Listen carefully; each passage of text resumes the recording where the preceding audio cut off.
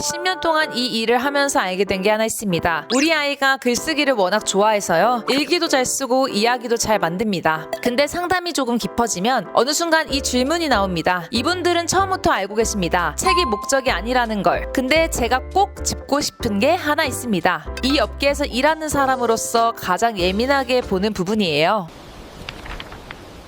혹시 자녀 이름으로 혹은 본인 이름으로 책 한 권 써볼까? 라고 고민이 있으신 분들이 있으실까요? 그렇다면 이 영상 스킵하시면 안 됩니다. 제가 10년 동안 출판사를 운영하면서 알게 된 게 있는데요. 어디 가서도 말하지 않은 것들입니다.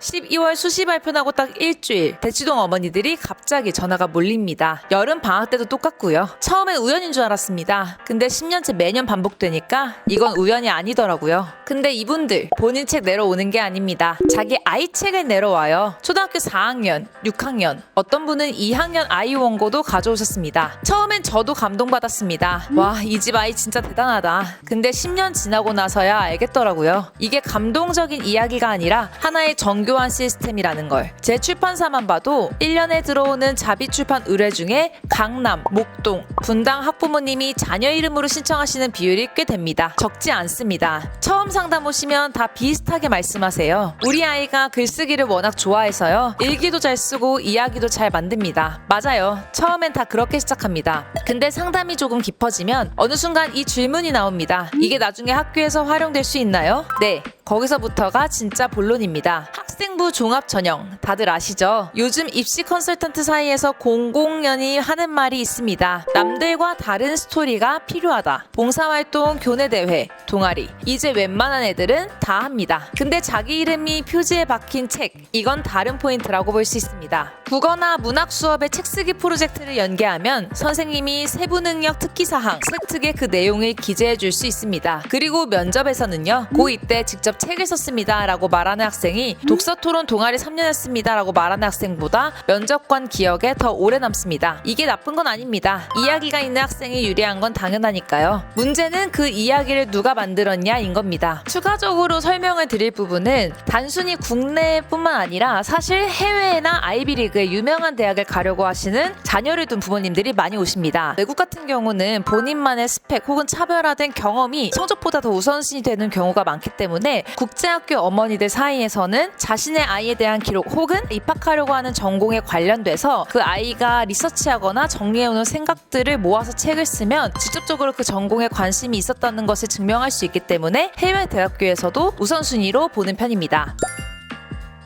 근데 있잖아요. 아이 스펙 때문에 오시는 분들보다 사실은 본인 때문에 오시는 경우도 많습니다. 자녀가 특목고 붙거나 좋은 대학 합격하거나 유학 보내고 나서 그 직후에 연락이 옵니다. 저희 아이 공부법을 책으로 정리하고 싶은데요. 이분들은 처음부터 알고 계십니다. 책이 목적이 아니라는 걸. 책은 명함입니다. 아니 명함보다 훨씬 강한 무언가예요. ISBN 찍힌 책 한 권이 생기면요. 교보문고에 이름이 올라가고 국립중앙도서관의 연구소장이 되고 그 순간부터 공식적으로 저자가 됩니다. 그 책 한 권 들고 맘카페에 가면요. 갑자기 전문가가 됩니다. 인스타에 대치맘을 검색해보세요. 게시물이 4만 개가 넘습니다. 저희가 베스트셀러가 됐던 것 중에서 하와이에서 아이와 한 달 살기라는 책이었는데요. 아이와의 경험과 또 하와이라는 컨텐츠를 넣어서 본인의 경험을 살려서 책을 내셨고 실제로 베스트셀러가 돼서 많은 강연을 하시면서 부수입 창출을 하셨던 경우도 있습니다. 최근 몇 년 사이 제 상담 데스크에 앉는 분들이 조금씩 달라졌습니다. 대치동 학부모님뿐만 아니라 본인 커리어가 끊긴 지 오래된 분들 혹은 지금 이 순간에 뭔가 하나는 남기고 싶다라고 하는 분들이 부쩍 늘었습니다. 왜 그런가 봤더니 이게 저만 느끼는 흐름이 아니더라고요. 2025년 기준으로 본업 외에 부업을 하는 분들 이른바 N잡러가 68만 명입니다. 통계 집계 이후 역대 최대치고요. 결혼과 육아 때문에 경력이 끊긴 여성분들 지금도 110만 명이 넘습니다. 이 두 숫자가 뭘 말하냐면요. 집에 있지만 뭔가 하고 싶다 하는 분들이 우리 생각보다 훨씬 많다는 겁니다. 또한 이런 부업 중에 전자책, 자기 이름 출판이 대표적인 사례로 꼽힙니다. 시간과 장소에 매이지 않고 본인이 아는 걸 정리해서 콘텐츠로 만드는 방식이거든요. 제 아이 공부법, 이 나이에 살림하면서 배운 것들, 제가 겪은 육아 시행착오 이런 걸 책으로 정리하고 싶다고 오십니다. 그러고 그 책이 나오면 맘카페에 강연을 나가시거나 소모임을 여시거나 전자책으로 다시 만들어 판매하시거나 컨설팅, 클래스를 여십니다. 자신의 커리어가 끊겼지만 다시 시작할 명분, 그리고 남들이 봤을 때 전문성이 느껴지기에는 책만한 것이 없기 때문에 책을 다시 내므로써 본인의 커리어를 시작하시는 분들도 많습니다. 자신의 경험에 대한 컨설팅뿐만 아니라 자신이 원래 해왔던 업종에 대한 직무를 연장해서 하시는 경우도 많기 때문에 부수입과 부업 그리고 자녀 교육에 대해서 책 출판 의뢰를 많이 하시는 편입니다. 책 한 권이 스펙으로 끝나는 것이 아니라 그 자체로 내 이름을 건 사업의 시작점이 되는 겁니다. 그래서 요즘은 이렇게 말씀드립니다. 자녀 책이든 본인 책이든 목적이 다를 뿐 구조는 똑같습니다.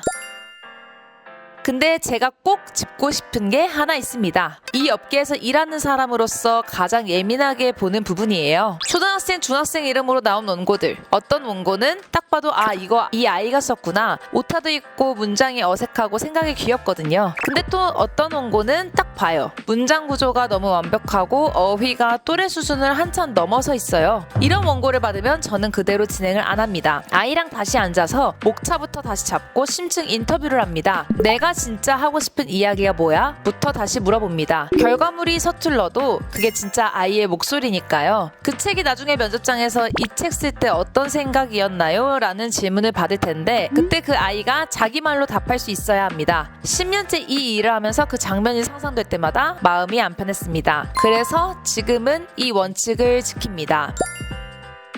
제가 오늘 이 이야기를 꼭 하고 싶었던 이유가 따로 있습니다. 2009년생 백은별이라는 작가를 아시나요? 중학교 2학년 때 장편 소설을 직접 썼습니다. 제목이 시한부입니다. 이 소설 출간 직후 청소년 분야 베스트셀러 1위를 20주 연속 지켰습니다. 그리고 그 인세로 번 돈 1억을 기부했어요. 서울 사랑의 열매 아너소사이어티 역대 최연소 가입 기록도 세웠고요. 스펙 때문에 책을 쓴 건 아닙니다. 초등학교 6학년 때부터 중학교 2학년 때까지 2년 동안 혼자 써내려간 이야기입니다. 그리고 인터뷰에서 이런 말을 했습니다. 아이들에게 자유를 하고 싶은 대로 살게 해주고 믿고 기다려주세요. 너무 과한 관심이 아이를 틀에 가두는 것 같아요. 10년 동안 이 일을 하면서 알게 된 게 하나 있습니다. 출판사는 원고를 볼 때 이 사람이 얼마나 스펙이 있는지를 보지 않습니다. 이 사람이 얼마나 하고 싶은 말이 있는지를 봅니다. 재밌는 건 제 출판사에도 가끔 이런 의뢰가 옵니다. 학원도 안 다니고 컨설팅도 안 받았는데 그냥 살면서 하고 싶은 이야기가 있어서 왔어요 라고 하는 분들, 이런 원고가 제일 읽기 편합니다. 억지로 만들어진 티가 안 나거든요. 책을 스펙으로 혹은 부수입 수단으로 쓰는 문화, 사실 좀 아이러니합니다. 왜냐면 책 쓰기는 원래 그렇게 어려운 게 아니거든요. 아무도 안 가르쳐줘서 모를 뿐입니다. 자녀 출판이든 지금 부수입을 고민하는 분들이 그 힘을 아실 겁니다. 책이 가진 힘 자체는 진짜라는 거, 그건 제가 10년 동안 확실하게 봤습니다. 자녀 책이 궁금하신 분들도, 본인의 이름으로 뭔가 시작하려고 하시는 분들도 아래 댓글에 어떤 게 궁금한지 남겨주세요. 다음 영상에서 다뤄보겠습니다. 구독과 좋아요 부탁드릴게요. 지금까지 책 쓰는 서진이었습니다. 감사합니다.